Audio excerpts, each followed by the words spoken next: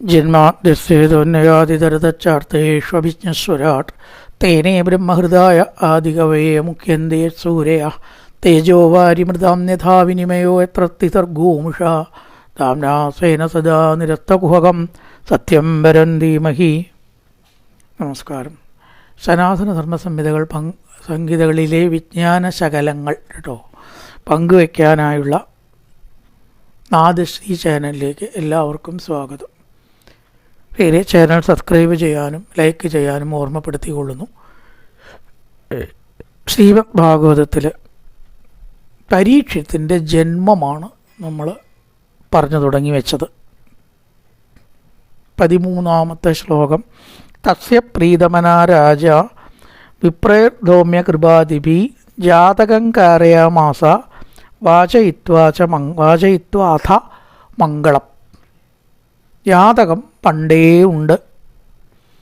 കൃഷ്ണൻ്റെ ജാതകം ഗർഗമഹർഷി ഉണ്ടാക്കി എന്ന് പറയുന്നു. പക്ഷേ രുക്മിണി സ്വയംവരത്തിന് ജാതകം നോക്കിയിട്ടില്ല. വിവാഹത്തിനുള്ള ജാതകം നോക്കൽ പണ്ടുണ്ടായിരുന്നില്ല. ബാക്കിയൊക്കെ ജാതകം ഉപയോഗിച്ചിരുന്നു എന്നേ ഉള്ളൂ. അതുകൊണ്ട് വിവാഹ പൊരുത്തങ്ങളൊന്നും പണ്ട് നോക്കിയിരുന്നതേയില്ല എന്ന് നമുക്ക് വിചാരിക്കേണ്ടി വരും. കാരണം പ്രധാന വിവാഹങ്ങളുടെ എല്ലാ കാര്യവും പറയുന്നുണ്ട്. ദോഷങ്ങൾ തീർത്തു, കർമ്മങ്ങൾ ചെയ്തു, അങ്ങനെ ചെയ്തു, ഇങ്ങനെ ചെയ്തു. പക്ഷെ ഒരിക്കലും ജാതകം നോക്കിയതായിട്ട് പറയണില്ല. എന്തോ ആവട്ടെ, ഇവിടെ ജാതകം കാരയാമാസ വാചയിത്വാച മംഗളം. ഈ ജാതകം എഴുതിയിട്ടൊന്ന് വായിക്കുന്ന ഒരു പതിവുണ്ട്. ജാതകം വായിക്കുക, പുണ്യാഹം മുതലായിട്ടുള്ള കാര്യങ്ങളൊക്കെ ചെയ്ത് വായിപ്പിച്ചിട്ട് എല്ലാവരെയും വിളിച്ചിട്ട് പ്രധാനപ്പെട്ടവരെയൊക്കെ ഉൾപ്പെടുത്തി ജ്യോതിശാസ്ത്രജ്ഞന്മാർ ജാതകം എഴുതി വായിക്കുക. അങ്ങനെയുണ്ട്. പ്രീതമനാരാജ, പരീക്ഷത്തിൻ്റെ ജനനം കൊണ്ട് സന്തോഷിച്ചതായിട്ടുള്ള ധർമ്മപുത്രർ. അർജുനൻ്റെ പൗത്രനാണ് പരീക്ഷിത്ത് കേട്ടോ. പരീക്ഷിത്ത് എന്ന് പറഞ്ഞാൽ അർജുനൻ്റെ പൗത്രൻ. അഭിമന്യു ആണ് പുത്രൻ. ആ അഭിമന്യുവിൻ്റെ പുത്രനാണ് പരീക്ഷിത്ത്. ഉത്തരയിൽ ഉണ്ടായതാണ്. അഭിമന്യുവിൻ്റെ പത്നി ഉത്തര. അപ്പോൾ ധർമ്മപുത്ര എന്ന് പറയുന്നത് കാരണവരുടെ സ്ഥാനം രാജാവ് അത്രയേ ഉള്ളൂ. അർജുനൻ്റെ പൗത്രനാണ് പരീക്ഷിത്. അർജുനനല്ലേ നോക്കേണ്ടത്, അല്ലെങ്കിൽ അഭിമന്യു അല്ല.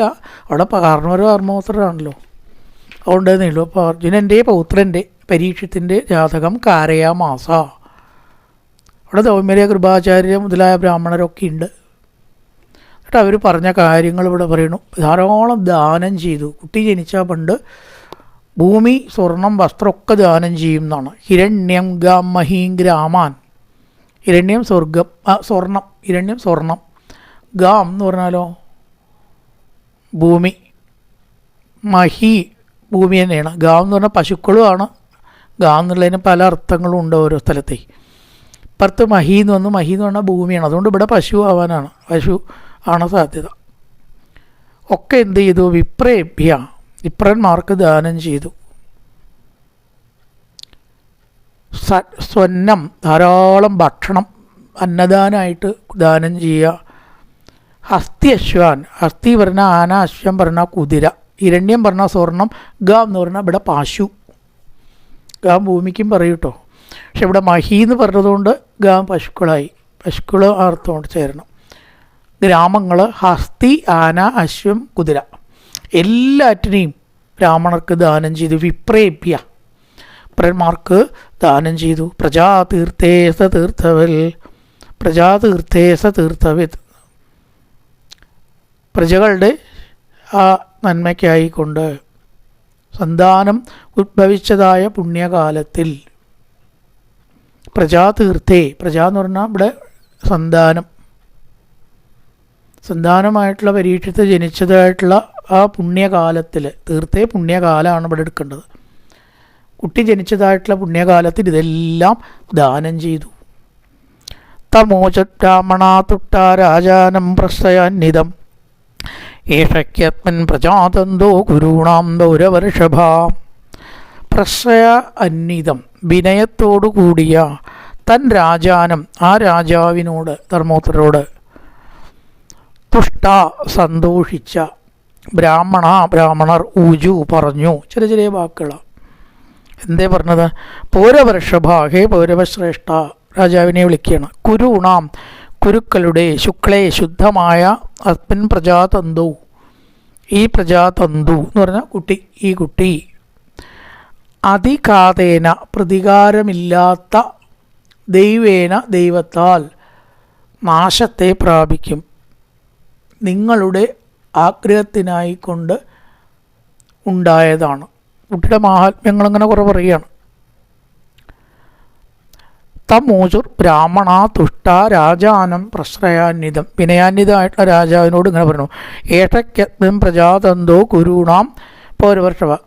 അങ്ങോട്ടുള്ള 3 ശ്ലോകങ്ങളിലാണ് ആശയം പൂർത്തിയാവുള്ളൂ. തുടരുകയാണ് അടുത്ത ശ്ലോകത്തിൽ. ഏ പൗരവർഷഭ മുഴുവനായില്ല. ദൈവേന പ്രതിഘാതേന ശുക്ലേ സംസ്ഥാമുപേക്ഷി രാധോ വോനുഗ്രഹാർത്ഥായ വിഷ്ണുന പ്രഭവിഷ്ണുന. ദൈവേന പ്രതിഘാതേന, ഇവിടെ പറയണം, ദൈവത്താൽ നാശത്തെ പ്രാപിച്ചപ്പോൾ നിങ്ങളുടെ അനുഗ്രഹാർത്ഥമായ അനുഗ്രഹത്തിനായിക്കൊണ്ട് പ്രഭുവായ വിഷ്ണുവിനാൽ, അതാണ് വിഷ്ണുന പ്രഭവിഷ്ണുന, രാധ ദാനം ചെയ്തവനാണ്. ദൈവത്താൽ എങ്ങനെയാ നാശം ഉണ്ടായി? യുദ്ധത്തിൽ പാണ്ഡവന്മാരൊക്കെ നശിച്ചുല്ലോ. ഈ പരീക്ഷത്തൊഴികെ ബാക്കിയൊക്കെ ഭാവി വാഗ്ദാനങ്ങൾ നശിച്ചിരിക്കണം. പാണ്ഡവന്മാർ നശിച്ചിട്ടില്ല. ധർമ്മപുത്രർ, ഭീമൻ, അർജുനൻ, നകുലദേവന്മാർ അവിടെ ഉണ്ട്. അവർ മാത്രമേ ഉള്ളൂ. അവർ മരിച്ചാൽ കഴിഞ്ഞില്ലേ. അപ്പം അതോട് കൂടിയിട്ട് വംശം നാശത്തെ നേരിട്ടിരിക്കുകയാണ്. വംശനാശം ഇങ്ങനെ വക്ക് വരെ എത്തി. പാണ്ഡവന്മാർക്ക് ഈ ഭാവി വാഗ്ദാനമായിട്ടുള്ള പരീക്ഷത്ത് ഉണ്ടായില്ലെങ്കിൽ അവിടെ വംശനാശമാണ്. അപ്പം അതാണ് ഇവിടെ ദൈവേന പ്രതിഘാതേന, ദൈവത്താൽ വംശനാശം വന്നിരിക്കേ. വിഷ്ണുന പ്രഭവിഷ്ണുന, പ്രഭവിഷ്ണു പ്രഭു, വിഷ്ണു വിഷ്ണുവിനെ, പ്രഭവിഷ്ണുവായിട്ടുള്ള വിഷ്ണുവിനാൽ, അനുഗ്രഹാർത്ഥായ ആ വിഷ്ണുവിനാൽ നിങ്ങൾക്ക് നൽകപ്പെട്ടവനാണ് ഇവൻ. പ്രഭവിഷ്ണുവിനായിട്ടുള്ള വിഷ്ണുവിനാൽ, ശക്തനായിട്ടുള്ള വിഷ്ണുവിനാൽ, പ്രഭുവായിട്ടുള്ള വിഷ്ണുവിനാൽ നൽകപ്പെട്ടവനാണ്. വംശനാശം സമാഗതമായിരിക്കേ ആ വംശനാശം സംഭവിക്കാതിരിക്കാൻ വിഷ്ണുരാധനാണ്, വിഷ്ണുവിനാലാണ് നൽകപ്പെട്ടത് എന്നൊക്കെ അവർ പറഞ്ഞു. തസ്മാൻ നാംന വിഷ്ണുരാധ ഇതി ലോകേ മൃഗച്രവ, അത് കാരണം ഇവൻ വിഷ്ണുരാധൻ എന്നും കൂടി പറയപ്പെടുന്നു. വിഷ്ണുരാധേന സംപൃഷ്ടോ ഭഗവാൻ ബാദരായണി. കുചേലവൃത്തത്തിൽ വിഷ്ണുരാധനാൽ ചോദിക്കപ്പെട്ട വിഷ്ണുരാധൻ പരീക്ഷിത്ത്, വിഷ്ണുവാൽ നൽകപ്പെട്ടവൻ, ഭഗവാനാണ് കുട്ടിയെ രക്ഷിച്ച് ഇവർക്ക് നൽകിയത്. അപ്പോൾ യുധിഷ്ഠിര ഉവാച അപ്യേഷവംശാൻ രാജശ്രീൻ പുണ്യശ്ലോകാൻ മഹാത്മന അനുവർത്തിതാ സാധുവാദേന സത്തമാ. യുധിഷ്ഠിരൻ പറഞ്ഞു, ഇവൻ വംശത്തിൽ ജനിച്ചിരുന്ന പുണ്യശ്ലോകാൻ, കീർത്തിമാന്മാരും മഹാത്മാവായ രാജശ്രീകളെ, സാധുവാദേന സജ്ജനങ്ങൾ പറയുന്നതായ യശസ കീർത്തി കൊണ്ട് അനുവർത്തിത അഭി അനുസരിക്കും. ഈ കുമാരൻ വൈഭവത്തോടുകൂടി രാജ്യപരിപാലനം ചെയ്ത് നല്ലവൻ എന്ന് പ്രസിദ്ധമായിരിക്കുന്ന, മുമ്പേ ഈ വംശത്തിൽ ജനിച്ചവരുടെ പേര് അതേപോലെ നിലനിർത്താൻ തന്നെ ഉതകുമോ, അതിന് തക്കവണ്ണമുള്ള സ്വഭാവവും കർമ്മവും ഉള്ളവനാണോ എന്ന് ചോദിക്കുകയാണ്. ഇവനെക്കുറിച്ച് വിസ്തരിച്ചറിയാൻ ആഗ്രഹമുണ്ട്. ചുരുക്കിയിട്ടാണ് പറഞ്ഞാൽ പോരാ. അപ്പേഷ വംശാൻ രാജശ്രീൻ പുണ്യശ്ലോകാൻ മഹാത്മന, പുണ്യശ്ലോകാൻ മഹാത്മന രാജശ്രീൻ, യശസ്സുള്ളവരെയാണ് നമ്മൾ പുണ്യശ്ലോകന്മാർ എന്ന് പറയാം. യശസ്വികളും മഹാത്മാക്കളുമായിട്ടുള്ള ഈ വംശത്തിൽ മുമ്പ് ജനിച്ചവരെ പോലെ ആയിത്തീരുമോ? അനുവർത്തിതാസി യശസ സാധുവാദേന സത്തമ. സാധുവാദം എന്ന് പറഞ്ഞാൽ നന്നായി നന്നായി എന്ന്. സാധു സജ്ജനങ്ങളാണല്ലോ, സജ്ജനങ്ങളാൽ കീർത്തിക്കപ്പെടുന്നവൻ ആകുമോ? അതുകൊണ്ട് ഇവൻ്റെ ഫലങ്ങൾ പറയണം. ബ്രാഹ്മണാവൂച്ചു, ബ്രാഹ്മണർ പറഞ്ഞു, പാർത്ഥ പ്രജാവിദ സാക്ഷാദിച്വാഗുരിവ മാനവ. ഏ കുന്തിനന്ദന എന്ന് വിളിക്കുകയാണ്. കുന്തിനന്ദനാണ് ധർമ്മപുത്ര, 5 കുന്തിനന്ദനാണ്. മാനവ, മനുവംശത്തിൽ ജനിച്ച ഇക്ഷ്വാകുവിനെ പോലെ പ്രജകളെ രക്ഷിക്കും. അവിധ രക്ഷിക്കും. പാർത്ഥാണ് സംബോധന. രാജാവേ, പ്രജാപിത സാക്ഷാത് ഇക്ഷ്വാകുരിവ മാനവ. ഇക്ഷ്വാകു വംശത്തിൽ ഉള്ളതായ ഇക്ഷ്വാകു രാജാവ് നല്ലൊരു രാജാവ്, പ്രസിദ്ധനാണ്. അതുപോലെ ഇവൻ ആയിത്തീരും. ഇക്ഷ്വാകു എന്ന പോലെ പ്രജകളെ അവിധ, പ്രജകളെ രക്ഷിക്കും. പ്രജാവിധ, പ്രജകളെ രക്ഷിക്കുന്നവനാവും. ബ്രഹ്മണ്യ സത്യസന്ധച്ച രാമോ ദാശരഥിർ യഥാ. ബ്രാഹ്മണഭക്തിയുള്ളവരാവും, സത്യസന്ധനും ആവും. ഏതുപോലെ? ദാശരഥി, ദശരഥപുത്രനായിരിക്കുന്ന രാമനെ പോലെ ബ്രാഹ്മണഭക്തിയും സത്യസന്ധതയും ഈ കുട്ടിക്ക് ഉണ്ടാവും. ഏഷദാശരണ്യച്ച യഥാ കൗശീനരശിബി യശോവിധനിദാസ്വാനാം ദൗഷ്യന്തിരിവയജ്ഞാം. ശിബിയെ പോലെ ഉദാരശീലനാവും. തൻ്റെ ശരീരത്തിൽ നിന്ന് മാംസം മുറിച്ചു കൊടുത്ത് പ്രാവിനെ രക്ഷിച്ച കഥയുണ്ടല്ലോ, ശിബി. അത്രയേറെ ത്യാഗം ചെയ്ത് വേദന സഹിച്ചും മറ്റൊരാൾക്ക് ഉപകാരം ചെയ്യുന്ന സ്വഭാവം ഇവനുണ്ടാവും. ഔശീനര എന്ന ശിബി. ഉശീനര രാജാവായിട്ടുള്ള ശിബിയെ പോലെ ഏഷ ദാദാ ശരണ്യ, ശരണ്യനാണ്. ശരണ്യം പ്രാപിച്ചവനെ രക്ഷിക്കുന്നവനാണ്. ഇനി സ്വാനാം യജ്വാനാം യശ, കീർത്തികളുടെ യജസ് യാഗം മുതലായിട്ട് ചെയ്യുന്നവരുടെ കീർത്തി ദുഷ്യന്തപുത്രനെ പോലെ പരത്തും. ദുഷ്യന്തപുത്രൻ ഭരതൻ. ഭരതൻ എന്ന് പറയാൻ 3 ഭരതന്മാരെ നമുക്കിവിടെ കാണാം. വേറെ ഉണ്ടാവാട്ടോ. ഭാഗവത്തിൽ അറിയപ്പെടുന്ന 3 ഭരതന്മാരാണ്. ഒന്ന് ഋഷഭദേവൻ്റെ മകൻ, രാമോണയുള്ളൂ, കഥയൊക്കെ പഞ്ചമത്തിലാണ്. പിന്നെ ഒന്ന് രാമൻ്റെ അനിയനായിട്ടുള്ള ഭരതൻ, ശ്രീരാമൻ്റെ അനുജൻ ഭരതൻ. ശകുന്തളയുടെ പുത്രനായിട്ടുള്ള ദുഷ്യന്തൻ്റെ മകൻ, ശകുന്തളയും ദുഷ്യന്തിയും, അവൻ്റെ പുത്രനായിട്ടുള്ള ഭരതൻ. അപ്പോൾ ആ ഭരതനെ പോലെ എന്നിവിടെ പറഞ്ഞിരിക്കുകയാണ്. അവൻ വലിയ കേമനാണ് ഭരതൻ എന്നാണ്. ശകുന്തളയുടെയും ദുഷ്യന്തൻ്റെയും പുത്രനാണ് ദൗഷ്യന്തി. ദുഷ്യന്തൻ്റെ പുത്രൻ. രാമി രാമയുടെ പുത്രൻ പറഞ്ഞ വള്ളിയിട്ടാൽ ചിലപ്പോൾ അങ്ങനെ രാവണി രാവണൻ്റെ പുത്രൻ. അപ്പോൾ ആ ദുഷ്യന്തൻ്റെ പുത്രൻ അവനെ പോലെ എല്ലാ ദിക്കിലും വില്ലാളി വീരനായിരിക്കും എന്ന് പറയണം. യാഗം ചെയ്യുന്നവർക്ക് കീർത്തിയെ വർദ്ധിപ്പിക്കുന്നവനാണ്. ദൗഷ്യന്തിരുവ യജ്വനാം യാഗം ചെയ്യുന്നവർക്ക് വേണ്ടപ്പെട്ടവനാവും. ശിബിയെ പോലെ ഉദാരശീലനും ആയിരിക്കും. ധന്യനാമഗ്രണീരേഷ തുല്യച്ചാർജുനയോർദ്വയോ. അർജുനനെ പോലെ വില്ലാളി വീരനാവും. ധന്യന വില്ലാളി വീരൻ. തുല്യച്ചാർജുന അർജുനനെ പോലെ. ഹുദാശ ഇവതു, ഒരു ഉപമ ഓരോന്നിനും പറയണം. ഹുദാശ ഇവ ദുർദശ സമുദ്ര ഇവ ദുസ്തര. ദുർദശ പരിഭവിപ്പിക്കാൻ കഴിയാത്തവൻ, അഗ്നിയെ പോലെ. ഹുദാശ എന്ന് പറഞ്ഞാൽ അഗ്നിയാണ്. അഗ്നിയെ പോലെ ആക്രമിക്കാൻ കഴിയാത്തവൻ. അഗ്നിയെ തൊടാൻ ആർക്കെങ്കിലും പറ്റുമോ? അതുപോലെ ആക്രമിക്കാൻ കഴിയാത്തവനായിരിക്കും. ഹുദാശ ഇവ ദുർദർശ, അടുക്കാൻ കഴിയാത്തവൻ. സമുദ്ര ഇവ ദുസ്തര, അടുക്കാൻ പറ്റില്ല. സമുദ്രത്തിൻ്റെ അടുത്തേക്കും പോകാൻ പറ്റില്ല. ഏര് പോയാലും എവിടെ നിൽക്കുക? സമുദ്രത്തിൻ്റെ അവിടെ നിൽക്കില്ലേ, ഞാൻ അവിടെ അങ്ങോട്ട് കിടക്കാൻ പറ്റില്ല. അപ്പം അതുപോലെ ഇവനെ അടുത്തേക്ക് വരാനോ ദുസ്തരനാണ്. അടുത്തേക്ക് എത്താൻ ആർക്കും സാധ്യമല്ല. അവിടെ നിർത്തും, അടുക്കില്ലേ ഒരാളെ നിർത്തും. മൃഗേന്ദ്രവിക്രാന്തോ നിഷേവ്യോ ഹിമവാനിവ. സിംഹത്തിൻ്റെ പരാക്രമം ഉണ്ടാവും. ഹിമവാനെ പോലെ നിഷേവ്യൻ, എന്തും ചോദിച്ചാൽ കൊടുക്കും. ഹിമാലയത്തിൽ പോയാൽ ഒന്നും കിട്ടാതിരിക്കില്ല എന്നാണ്. ആശ്രമം ഉണ്ട് അത്ര, അവിടെയൊക്കെ ധാരാളം ആശ്രമം, അതിലൊക്കെ പോയ ഭക്ഷണം പൈസ കൊടുക്കാതെ കിട്ടുന്നതാണ്. ഇന്നത്തെ സ്ഥിതി അറിയില്ല കേട്ടോ, പണ്ട് അങ്ങനെയായിരുന്നു ഹിമാലയം. ഔഷധങ്ങൾ ധാരാളം, രത്നങ്ങൾ ധാരാളം, സ്വർണ്ണങ്ങൾ ധാരാളം, ധാതുക്കൾ ധാരാളം, തെളിഞ്ഞ വെള്ളം ധാരാളം, പഴങ്ങൾ ധാരാളം, ഇങ്ങനെ കുറവായിട്ടൊന്നുമില്ല ഹിമാലയത്തിൽ. എന്തുണ്ടെങ്കിലും എന്തും കിട്ടും ഹിമാലയത്തിൽ.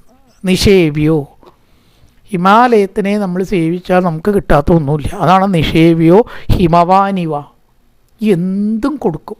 രാജാവിനെ എന്താണ് നമസ്കരിച്ചാൽ എന്താ വേണ്ട ചോദിക്കുകയാണ് കൊടുക്കുക. പറയേ വേണ്ടു, പറയേണ്ടതിന് മുമ്പ് എടുത്ത് കൊടുക്കാൻ പറയും. ഇത്ര വലിയ ദാനശീലനും നിഷേവ്യനാണ്, സേവിക്കപ്പെടാൻ യോഗ്യനാണ്. വെറും കൈകൊണ്ട് ഇവൻ്റെ അടുത്ത് വന്ന ആർക്കും പോരേണ്ടി വരില്ല. മൃഗേന്ദ്ര ഇവ വിക്രാന്തോ, മൃഗേന്ദ്രൻ സിംഹം, സിംഹത്തിൻ്റെ ആ പരാക്രമവും ഗാംഭീര്യവും എന്ത് ചോദിച്ചാലും കൊടുക്കണ പോലെ സ്വഭാവം ഹിമവാനെ പോലെ അവനുണ്ടാവും. തിതിട്ട് വസുദേവാസോ സഹിഷ്ണു പിതരാവിവ, വസുദേവ, വസുധ എന്ന് പറഞ്ഞാൽ ഭൂമി, ഭൂമിയെപ്പോലെ ക്ഷമാശീലനായിരിക്കും. പിന്നെയോ മാതാപിതാക്കന്മാരെ പോലെ സഹനശക്തി ഉണ്ടാവും. ക്ഷമയ്ക്ക് അമ്മയും അച്ഛനും അത്ര ഏറ്റവും വലുത്. കുട്ടിക്ക് വേണ്ടി എന്തും അമ്മ സഹിക്കും. സഹിഷ്ണു പിതരാവിവ, ഇവിടെ പിതരോ എന്ന് പറഞ്ഞാൽ അവിടെ ബഹുവചനാണ്. അച്ഛനമ്മമാർ ഒരു കുട്ടിയെ ഒരു പുറത്തേക്ക് എത്തിക്കാൻ എത്രമാത്രം ക്ലേശങ്ങൾ സഹിക്കണം. എന്തൊക്കെ കുട്ടി വിഷമമായിട്ട് അമ്മമാർക്ക് ചെയ്താലും അതൊരു വിഷമമായിട്ട് അമ്മയോ അച്ഛനോ കാണുന്നില്ല. അതുപോലെ സഹിക്കുന്നവരോ. തിതിക്ഷുർ വസുദേവാസോ, വസുധ ഭൂമി, ഭൂമിയെപ്പോലെ ക്ഷമാശീലനും അച്ഛനമ്മമാരെ പോലെ ക്ഷമാശീലനും ആയിരിക്കും ഇവൻ. പിതാമകസമസാമ്യേ പ്രസാദേ ഗിരിശോപമ, ആശ്രയ സർവഭൂതാനാം യഥാദേവോ രമാശ്രയ. സമഭാവത്തിൽ ബ്രഹ്മാവിന് തുല്യൻ. ബ്രഹ്മാവിന് എല്ലാ മക്കളും ഒരേപോലെ എന്നാണ്. പ്രച്ഛഭേദമില്ല, അത്രേ പാടില്ല, ഉണ്ടാവില്ല എന്നാണ്. അപ്പം ബ്രഹ്മാവിനെ പോലെ എല്ലാവരോടും തുല്യഭാവം. ഒരു രാജാവിന് ഒരു പ്രജയെ വേറൊരു പ്രജയായിട്ട് പക്ഷഭേദം പാടില്ല. ധർമ്മോന്യായം നോക്കിയിട്ട് ചെയ്യേണ്ടത്. അല്ലാതെ ഒരാളോടുള്ള പക്ഷഭേദ ചായ്വ് വെച്ചിട്ട് ഒരു വിധി നടപ്പാക്കുകയോ ഒന്നും ചെയ്യരുത്. അതാണ് അവിടെ എന്ത് പറഞ്ഞത്? സാമ്യേ, സമഭാവനയിൽ പിതാമഹൻ ബ്രഹ്മാവും. ബ്രഹ്മാവിനെ പോലെ സമഭാവന ഉള്ളവനും. പ്രസാദേ ഗിരിശോപമ, വേഗം പ്രസാദിക്കുന്ന കാര്യത്തിൽ ശിവന് തുല്യൻ. അതാണ് ശിവന് ആശുതോഷൻ പേരുണ്ട്. ഒറ്റ നമശിവായ ജില്ല സന്തോഷിക്കും. അങ്ങനൊരു ദേവനുണ്ടോ ചോദിച്ചാൽ സംശയം. ഒറ്റ നമശിവായ എത്രയോ വേണ്ടു അവിടേക്ക് പാവം. നന്നായി വരിക എന്ന് പറഞ്ഞാൽ അവിടെ നിന്നാണ് പോകും. അപ്പോൾ നമ്മൾ സന്ധ്യയ്ക്ക് ചെല്ലുക ശരിക്കും ശിവനെ പറ്റിക്കുക. നമശിവായ ചെല്ലുക, ശിവനാട് പോയാൽ നാരായണാൻ മച്ചുദാൻ മന്ദാനോ തിന്നൊക്കെ വിഷ്ണുവിൻ്റെ ചെല്ലണം. പക്ഷേ ആ ഒരു നാമം മതി, ശിവനെന്ന് മതി. ബാക്കി നിങ്ങൾ ആരുടെയോ ചെല്ലിക്കോളി. എൻ്റെ ഒന്നേ ചെല്ലിയില്ലേ നിങ്ങൾ നന്നാവും. അതാണ് ഗിരിശോപമ, ശിവന് തുല്യം. ഒരുപാടൊന്നും ബുദ്ധിമുട്ടുണ്ട, ശുദ്ധന്മാർ വേഗം സന്തോഷിക്കുന്നതാണ്. രമാശ്രയാദേവായഥ, ലക്ഷ്മി ദേവിയെ പോലെ എല്ലാവർക്കും ആശ്രയഭൂതനാണ്. രമാശ്രയ, രമയ്ക്ക് ആശ്രയമായിട്ടുള്ള ദേവനാര? വിഷ്ണു. ആ വിഷ്ണുവിനെ ആശ്രയിച്ചാൽ ആർക്കെങ്കിലും ആശ്രയിക്കാൻ പാടില്ല എന്നുണ്ടോ ചോദിച്ചാൽ എല്ലാവർക്കും അർഹത ഒന്നാണ് വിഷ്ണു ഭക്തി. തക്കില്ലനൊക്കെ ഈ ചില അർഹതകൾ പറയും. നന്നതിന് നന്നത് വേണമെന്ന വിഷ്ണുവിനെ ആശ്രയിക്കാൻ ഒരു അർഹതയും വേണ്ട. ഋതുവായ പെണ്ണിനും ഇരപ്പനും ദാഹകനും പതിതനും അഗ്നിയജനം ചെയ്ത ഭൂസനും ഇനിയൊന്നും പറയാനില്ല. ഇരപ്പനും ദാഹകനും ചണ്ടാളിനും വിഷ്ണുനാമം ചെല്ലാം. ചിലത് എല്ലാവർക്കും ചെല്ലാൻ പാടില്ല, വേദം എല്ലാവർക്കും ചെല്ലാൻ പാടില്ല. വിഷ്ണുനാമം എല്ലാവർക്കും ചെല്ലാം. ഇന്ന ആളൊക്കെ പാടൂ, അങ്ങനെയില്ല. അപ്പം എല്ലാവർക്കും ആശ്രയഭൂതനാണ് ആര്? ഈ രാജാവ്. ഒരാൾക്ക് മാത്രം അങ്ങനെയില്ല, ആർക്കും പോയിട്ട് ആശ്രയിക്കാം. ആ രാജാവേ മുഖം കാണിക്കാൻ കാര്യങ്ങൾ ഉണർത്തിക്കാനുണ്ടെന്ന് പറഞ്ഞാൽ വരാൻ പറയൂതേ പറയൂ. ആശ്രയ സർവഭൂതാനാം, എല്ലാവർക്കും ആശ്രയിക്കത്തക്കവനാണ്. ഇതുപോലെ യഥാദേവോ രമാശ്രയ, മഹാവിഷ്ണു എല്ലാവർക്കും ആശ്രയസ്ഥാനാണ്. അതാണ് ഈ മഹാവിഷ്ണുവിനെ നമ്മൾ ഭജിച്ചാൽ പിന്നെ വേറൊരു ഭജന ആവശ്യമില്ല. അത്രേ ശാസ്ത്രത്തിലേ പറയുന്നത്. മഹാവിഷ്ണുവിനെ ഭജിച്ചാൽ നമ്മുടെ ഭജനത്തിൻ്റെ അവസാന ഘട്ടത്തിലേ അത് തോന്നുള്ളൂ എന്നാണ്. നോക്കി നോക്കൂ. ഇപ്പം വേറെ ഒന്നിനെ കുറ്റം പറയല്ല, എത്രയോ ഭക്തന്മാരെ നമുക്ക് കാണാം ഇല്ലേ? എത്രയോ ഭക്തന്മാരെ കാണാം. വിഷ്ണു ഭക്തന്മാരെ അധികം അങ്ങനെ കാണില്ല. നോക്കിയിട്ടുണ്ട്, വളരെ കുറച്ചേ ഉള്ളൂ. ഭാഗവത്തിൽ താല്പര്യം ഉണ്ടാവുക, വിഷ്ണു സഹസ്രനാമം ചെല്ലണം തോന്നുക, തുലവും കുറയും, അത് കുറയും എന്നാണ് പറയണത്. അപ്പം അവിടെ എത്തിക്കഴിഞ്ഞാൽ പിന്നെ മറ്റ് ഭജനങ്ങൾക്കൊന്നും പ്രസക്തി ഇല്ല. സൂര്യൻ ഉദിച്ചാൽ വേറെ വല്ലതിനും വല്ല പ്രസക്തിയുണ്ടോ? സൂര്യനെ ഉദിച്ചു, പിന്നെ നക്ഷത്രങ്ങൾക്ക് ചന്ദ്രനും എന്ത് പ്രസക്തിയാണ്, വിളക്കിന് എന്ത് പ്രസക്തിയാണ്? അതുപോലെയാണ് ആശ്രയ സർവഭൂതാനാം. വിഷ്ണുഭക്തി ഒരാളുടെ അവസാന ജന്മത്തെ എത്ര ഉണ്ടാവുള്ളൂ, പിന്നെ അവന് ജന്മമില്ല. അങ്ങനെ ആയിരിക്കും എല്ലാവർക്കും ഇവനെ വലിയ കാര്യമാവും. സർവസദ്ഗുണമാഹാത്മേഷ കൃഷ്ണമനുവ്രത രന്തിദേവൈവോദാരോ യാതിരിവധർമ്മിക. പിന്നെയും പറയണം, സർവസദ്ഗുണമാഹാത്മ്യേ, എല്ലാ ഗുണങ്ങളെ കൊണ്ടും ഇവൻ കൃഷ്ണനെ അനുസരിക്കും. ഇനി വേറെ എന്തെങ്കിലും പറയാനുണ്ടോ? കൃഷ്ണന് തുല്യമായിട്ടുള്ള പ്രഭാവം ഉള്ളതായിരിക്കും. ഇനി ഒന്നും പറയാതെ അങ്ങേയറ്റത്തെ പറച്ചില്ല അത്. രന്തിദേവൈവോദാരോ, രന്തിദേവനും ഈ ഔദാരത്തിൻ്റെ കാര്യത്തിൽ വല്ലര മുമ്പിലാണ്. അതിൻ്റെ കഥ പറയും, 48 ദിവസം പട്ടിണി കിടന്നിട്ട് ആരോ പായസം കൊടുത്തത് കഴിക്കാൻ നോക്കുമ്പോൾ ഒരു ബ്രാഹ്മണൻ വിശക്കുണ്ട് സംശയം കൂടാതെ കൊടുത്തു. വിശന്നിങ്ങനെ പൊരിയുക, 48 ദിവസമായി ഭക്ഷണമില്ലാണ്ട്. കുറച്ച് വെള്ളം കുടിക്കാൻ ചോദിച്ചു, നോക്കിയതായിരുന്നു, ആരോ കൊടുത്തതാ. അപ്പോഴേക്കും നായാട്ടുകാരൻ്റെ വേഷത്തിൽ വന്ന യമൻ പരീക്ഷിച്ചു, ഇത്തിരി വെള്ളം തരും, സംശയം കൂടാണ്ട് അതും കൊടുത്തു. ആരെങ്കിലും കൊടുക്കാൻ പറ്റുമോ? തൊണ്ട വരലുമ്പോൾ കുടിക്കാൻ നോക്കിയ വെള്ളം. പിന്നെ അദ്ദേഹത്തിന് മോക്ഷം കൊടുത്തു, സ്വർഗം കൊടുത്തു എന്നാണ് കഥ. പരീക്ഷിക്കാനാണ് ചോദിച്ചതേ. അപ്പോൾ ആ രന്തിദേവൻ്റെ പോലെയുള്ള ഔദാര്യം, എന്തും മറ്റൊരാൾക്ക് കൊടുക്കാനുള്ള ഔദാര്യം ഇവന് ഉണ്ടാവും. രന്തിദേവൈവോദാരോ യയാതിരിവധാർമ്മിക. യയാതി രാജാവിൻ്റെ ധർമ്മബോധവും ഇവനുണ്ടാവും. യയാതി ഏറ്റവും വലിയ ധർമ്മിഷ്ഠനായിരുന്നു എന്നാണ്. രന്തിദേവ ഇവോദാരോ യയാതിരിവധാർമ്മിക. തൃത്യാബലിസമകൃഷ്ണേ പ്രഹ്ലാദൈവ സഗ്രഹ ആഹത്തേഷു അശ്വമേധാനാം വൃദ്ധാനാം പര്യുവാസക. മനസ്സിൻ്റെ ബലം കൊണ്ട് മഹാബലിക്ക് തുല്യൻ അല്ലേ? ഞാൻ 3 അടി തരാമെന്ന് പറഞ്ഞ് 2 അടി കൊണ്ട് 3 ലോകം അളന്നപ്പോഴും 3-ാമത്തെ അടി കൊടുക്കാനുള്ള സ്ഥാനം ഇല്ലാതായല്ലോ എന്ന് വിചാരിച്ച് കരയല്ല ചെയ്ത്. തലയിൽ വെക്കണേ പദം തൃതീയം കുരുശീഷ്ണിമേ നിജം. സർവേശ്വര, ആ 3-ാമത്തെ അടി വെക്കാനുള്ള സ്ഥലം ഉണ്ട് കേട്ടോ, ഇല്ലാണ്ടായിട്ടില്ല. എൻ്റെ തല അങ്ങാളൊന്നെടുത്തിട്ടില്ലല്ലോ. ആ ശിരസ്സിൽ, എൻ്റെ ശിരസ്സിൽ ആ കാല് വെച്ചിട്ട് എന്നെ അനുഗ്രഹിക്കണേന്ന് ചോദിച്ചു പതറിയില്ല മഹാബലി. ആ പാദം സ്പർശം കൊണ്ട് അടിയനെ ശുദ്ധമാക്കണേ. അപ്പം ധൃത്യാബലിസമ കൃഷ്ണേ, ബലിക്ക് സമമായിട്ട് ആ കൃഷ്ണനിലുള്ള ഉറച്ച വിശ്വാസവും ബലവും ബലിയിലും ഉള്ള വിശ്വാസമുണ്ടായിരുന്നു. പ്രഹ്ലാദൈവ സഗ്രഹ, പ്രഹ്ലാദനെ പോലെ ഭക്തോത്തംസനായിരിക്കും. വിഷ്ണുഭക്തിയിൽ പ്രഹ്ലാദന് തുല്യം വേറൊരാളെ ഭൂമിക്കാനില്ല. ആഹതേഷോ അശ്വമേധേന, ആഹത്തേഷോ അശ്വമേധാനാം എന്നാണ്. അവിടെ മുറിക്കുമ്പോൾ അശ്വമേധാനാം എന്ന് വരും, ഒന്നിച്ച് വരുമ്പോൾ ഷോ അശ്വമേധാനാം എന്ന് വരുന്നു, അത്രയേ ഉള്ളൂ. അശ്വമേധങ്ങളെ അനുഷ്ഠിക്കുന്നവനായിരിക്കും. കൃഷ്ണനിൽ സൽസ്വഭാവമുള്ളവനും കൃഷ്ണനിൽ തന്നെ അശ്വമേധയാഗങ്ങൾ അനുഷ്ഠിക്കുന്നവനും, കൃഷ്ണൻ രണ്ടും ചേർക്കണം. വൃദ്ധാനാം പര്യുവാസക, വൃദ്ധന്മാർക്ക് സദാ ആരാധ്യനായിരിക്കും. വൃദ്ധന്മാർക്ക് ആരാധ്യനാണ്. വൃദ്ധാനാം പര്യുവാസക, നല്ല ഫലമാണ് രാജകത്തിൻ്റെ. രാജക്ഷീണാഞ്ജനയിത ശാസ്താചോത്പദഗാമിനാം നിഗൃഹീത കലേശേഷ ഭൂധർമ്മസ്യ കാരണാൻ. രാജർഷികളുടെ ഉത്പദഗാമിനാം, സന്മാർഗം തെറ്റി നടക്കുന്നവരുടെ ശാസ്താവ്. ശാസ്താവ് എന്ന് പറഞ്ഞ വാക്കിൻ്റെ അർത്ഥം നിയന്ത്രിക്കുന്നവൻ, ശിക്ഷിക്കുന്നവൻ, ശാസിച്ച് നിർത്തുന്നവൻ. ശാസതി ഇതി ശാസ്ത എന്നാണ്. രാജർഷിമാരുടെ മുഴുവൻ പിതാവായിരിക്കും. ഏറ്റവും ഉത്കൃഷ്ടനൊക്കെ എന്നാണ് പിതാവ് എന്നുള്ള ഇവിടെ ഉദ്ദേശിക്കുന്നത്. ജനനം കൊടുത്ത പിതാവല്ല, ഉത്കൃഷ്ടൻ. രാജർഷി എന്ന് പറഞ്ഞത്, രാജർഷി, ബ്രഹ്മർഷി, ദേവർഷി, ഇത് മൂന്നും ഋഷികളുടെ ക്ലാസിഫിക്കേഷനിൽ പെടും. നാരദനൊക്കെ ദേവർഷിയാണ്, ജനകനൊക്കെ രാജർഷിയാണ്. രാജർഷി, ദേവർഷി, ബ്രഹ്മർഷി, വസിഷ്ഠനൊക്കെയാണ് ബ്രഹ്മർഷിമാർ, കുറേയും കൂടി ടോപ്പാണ്. അപ്പം ഇവൻ രാജർഷിമാരുടെ ഏറ്റവും ഉന്നതയിലുള്ള ആളാവും. അതാണ് പിതാ രാജർഷീണാഞ്ജനയിത ഉൽപ്പതഗാമിനാം. സന്മാർഗം തെറ്റി നടന്നാലോ അപ്പ കൊടുക്കും ശിക്ഷ. അവിടെ ഒരു ഇളവുമില്ല, അവിടെ ദയയില്ല,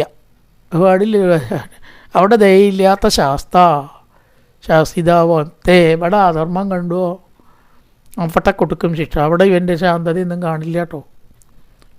ശിക്ഷകനും ധർമ്മസ്യ ഏഷ കാലേ, കലിയുടെ നിഗ്രഹമായിട്ട് നിൽക്കുന്നവരാണ്. കലിയെ നിയന്ത്രിച്ച് അവിടെ നിർത്തും ഈ പരീക്ഷത്ത്.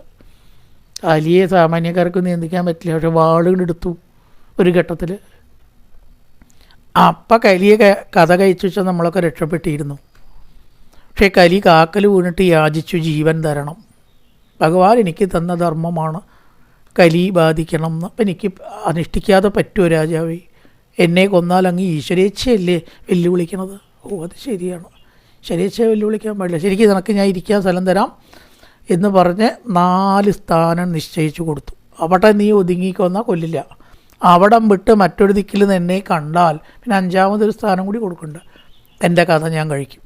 പേട്ടിച്ച് വിറച്ച് കലി ഈ 5 സ്ഥാനത്ത് അതേതാന്ന് പിന്നെ പറയണ്ട, വിസ്തരിക്കുന്നില്ല. ഒതുങ്ങി കൂടി കലി. ആർക്കാ സാധിച്ച് കലിയെ നിയന്ത്രിക്കാൻ? ഈ സ്വർണം, മദ്യപാനം, അറവുശാല, ശരിയല്ലാത്ത വ്യഭിചാരശാല, പിന്നെ സ്വർണം, അമിതമായ ധനം, ഇവിടെ ഒതുക്കിയായിട്ട് നിർത്തി കലി. നീ 6ാമതൊരു സ്ഥാനത്ത് നിന്നെ കണ്ടാൽ നിന്നെ കൊല്ലും. ആരെങ്കിലും മരിക്കാൻ ഇഷ്ടപ്പെടും. അപ്പോൾ ഇവിടെ അല്ലാതെ കലി ഉണ്ടാവില്ല, എന്നാൽ അവിടെയൊക്കെ ഉണ്ടാവും ചെയ്യാൻ. ഇരിക്കാൻ ധനം കൊടുക്കണം. അങ്ങനെ കലിയെ ഒതുക്കി പറയപ്പെട്ട സ്ഥലത്ത് നിർത്തിയ ആളാണ് നാളാവും ഈ പരീക്ഷ. ഇത് പ്രവചനമാണ് കേട്ടോ, ഇതാവാൻ പോണ കാര്യമാണ്. തക്ഷഗാദാത്മനോ മൃത്യും ദ്വിജപുത്രോപസർജിതാത് പ്രപച്യത ഉപശ്രുത്യ മുക്തസംഗപദം ഹരേ. പക്ഷേ ഈ നല്ല ഒരു ജന്മത്തിനൊരു കളങ്കം കാണാണ്ട്. അതെന്താ? അവസാനം തക്ഷകം കടിച്ചിട്ടാണ് മരിക്കുക. തക്ഷഗാദാത്മനോ മൃത്യും, ഒരു ബ്രാഹ്മണശാപം ഉണ്ടാവും. തക്ഷകം കടിച്ച് മരിക്കട്ടെ എന്ന് ഋഷിശാപം ഉണ്ടാവുന്നതാണ്. ദ്വിജപുത്രോപസർജിത എന്തിനാണ് വരുന്നത്? ദ്വിജപുത്ര ബ്രാഹ്മണനാൽ പ്രേരിപ്പിക്കപ്പെട്ടിട്ട്. തക്ഷകനെ ആരാ പ്രേരിപ്പിക്കണമെന്ന് വെച്ചാൽ ദ്വിജപുത്രൻ. ശമീകൻ എന്ന മഹർഷിയുടെ മകനാണ് ശൃംഗി. ആ മഹർഷിയുടെ കഴുത്തിൽ ചത്ത പാമ്പിനെ ഇടുന്ന കഥ ഇനി വരാൻ പോകുന്നുണ്ട്, പറയാൻ പോകുന്നുണ്ട്.